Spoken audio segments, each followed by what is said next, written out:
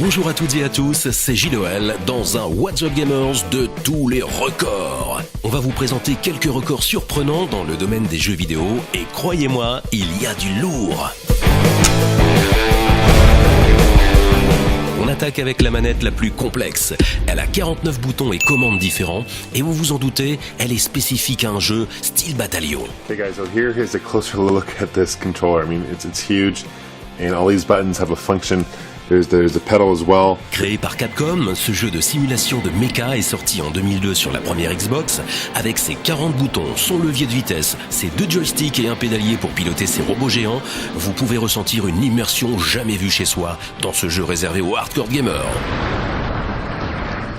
Et pour info, tout cet attirail est aussi adaptable sur PC en USB. Reste à trouver les rares jeux qui en auront l'utilité.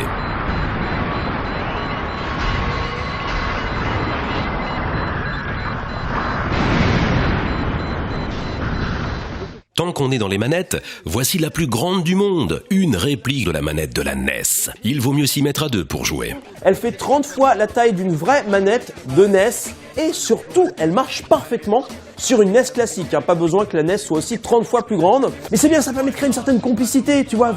C'est comme la Wii, sans que tu gesticules dans tous les sens comme un con, tu vois. Comme je fais là maintenant, par exemple. Ouais, on est très content, il y a des gros boutons, des grosses flèches. Quand on pense à cette bonne vieille manette, le premier jeu qui nous vient en tête, c'est généralement Tetris ou Mario.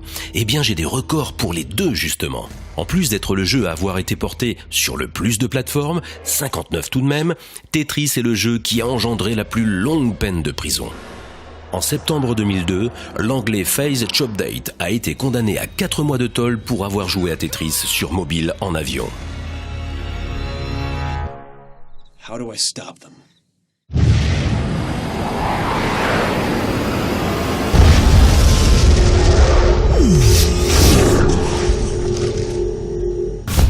Et pour Super Mario Bros, voici Andrew Gardikis, alias Monsieur Speedrun, qui a terminé le jeu en un temps record de 4 minutes 58.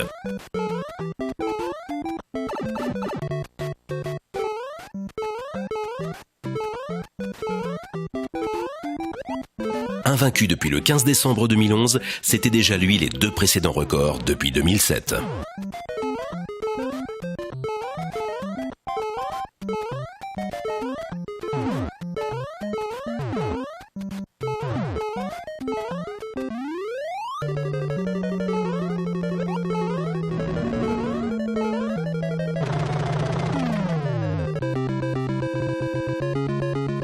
On pourrait facilement croire que le personnage le plus connu du jeu vidéo est Mario, justement. Eh bien non, le record du personnage le plus connu est détenu par Pac-Man.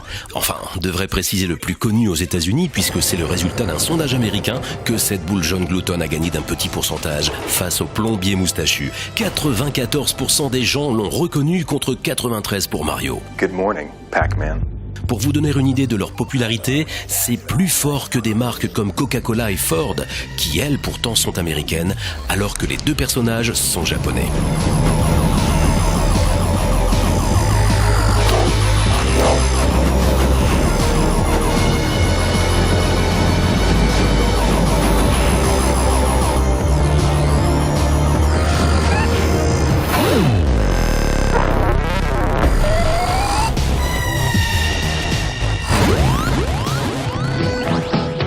Comme un ballon et plus jaune qu'un citron, c'est du Pac-Man. Pac-Man. Et vous ne rêvez pas, ils ont même fait un dessin animé Pac-Man dans les années 80, et si ce chanteur ridicule vous dit quelque chose, c'est parce que c'est William Lémergie, celui qui présente Télématin sur France 2.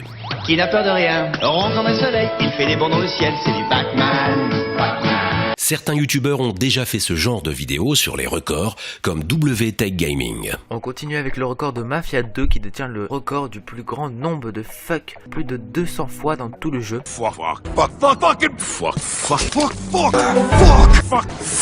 Il est à préciser que le précédent record était détenu par The House of the Dead Overkill avec 189 fuck. Et comme Overkill est beaucoup plus court que Mafia 2, ce mot est aussi beaucoup plus fréquent et on peut l'entendre en moyenne toutes les minutes. Fucking fuck.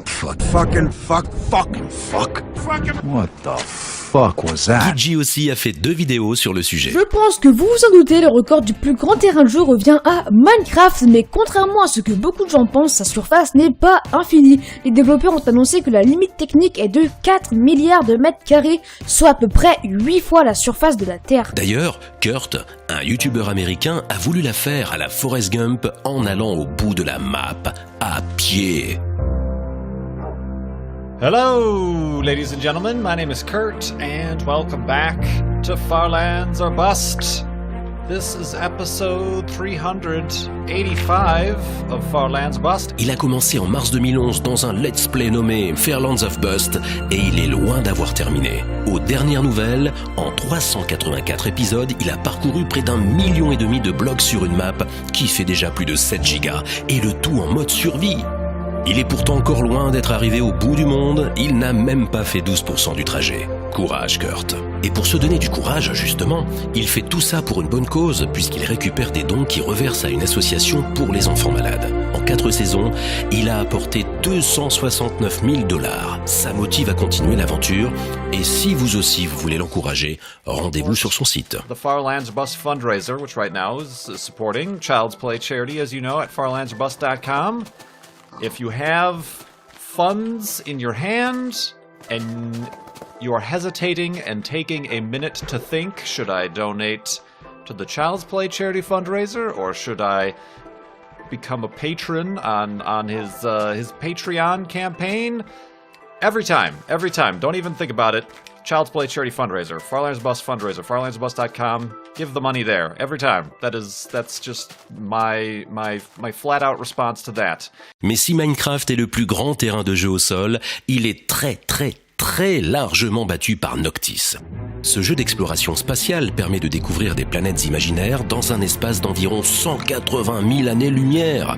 À titre de comparaison, notre système solaire ne fait que 2 années-lumière de diamètre et toute la galaxie, la Voie lactée, fait 100 000 années-lumière. Ça vous donne idée de la taille du jeu.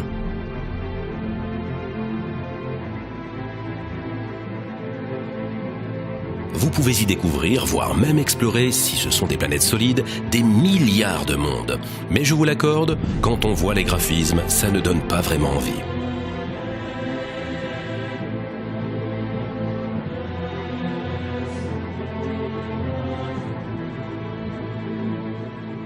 On va finir avec la plus grande collection de jeux vidéo au monde. Le record de l'américain Michael Thomason a été officialisé à 10 607 jeux, mais il a depuis atteint les 12 000. Rassurez-vous, il a acheté ses jeux d'occasion. Tout a commencé en 1982 quand il était gamin.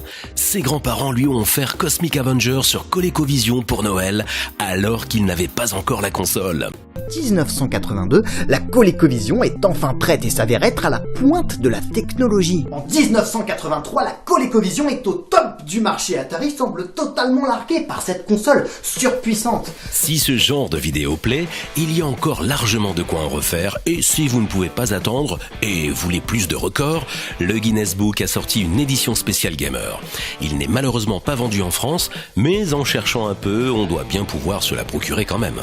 En attendant, je vous dis à la semaine prochaine pour un nouveau What's Up Gamers.